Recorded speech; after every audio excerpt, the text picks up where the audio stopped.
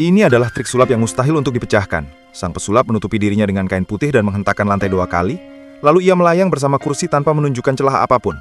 Terkagum, David sangat ingin membeli trik itu untuk menjadi kaya. Tetapi pesulap tua itu berencana mewariskannya hanya kepada cucunya. David meminta pertunjukan ulang, tetapi ketika pesulap tua itu kembali menutupi dirinya, David tiba-tiba menyerangnya. Setelah itu, David mengklaim semua cerita asli sang pesulap sebagai miliknya.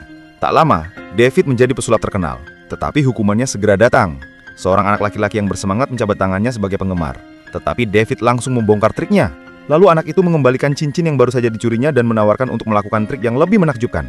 Mengikuti instruksi anak itu, David menulis beberapa angka di buku catatan sambil menutupi tangannya, lalu memeriksa pisang untuk membuktikan bahwa pisau anak itu bukan palsu.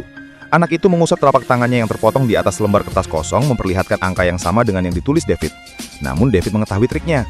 Polpen yang diberikan anak itu memiliki chip lacak yang meninkronkan tulisan dengan ponsel. Saat David memeriksa pisang, anak itu menulis angka tersebut di kertas dengan krayon tak terlihat. Pisau dan darah hanyalah properti. Pisau asli tersembunyi di saku anak itu.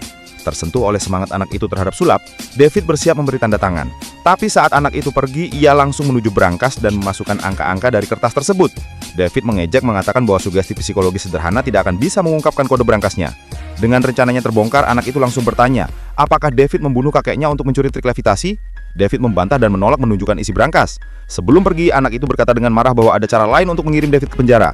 David panik dan mencoba menghancurkan barang bukti, mematikan semua kamera dan membakar buku catatan sulap yang dicurinya dari brankas. Keesokan harinya, David mendapat kabar bahwa istrinya meninggal dan polisi menganggapnya sebagai tersangka. Saat hendak memberikan alibi, dia teringat bahwa dia telah mematikan kamera. Setelah menggeledah rumah, polisi meminta untuk memeriksa brankas. Ketika David memasukkan kode, ia tiba-tiba menyadari kenyataan mengerikan. Anak itu telah mengganti cincin David dengan yang memiliki chip lacak yang merekam kode brankas. Saat David membukanya sehari sebelumnya, David meninggalkan sidik jarinya di pisau milik anak itu ketika memegangnya. Dan pisau itu telah digunakan untuk membunuh istrinya. Sekarang pisau itu ada di dalam brankas milik David, jelas dijebak oleh anak itu malam sebelumnya.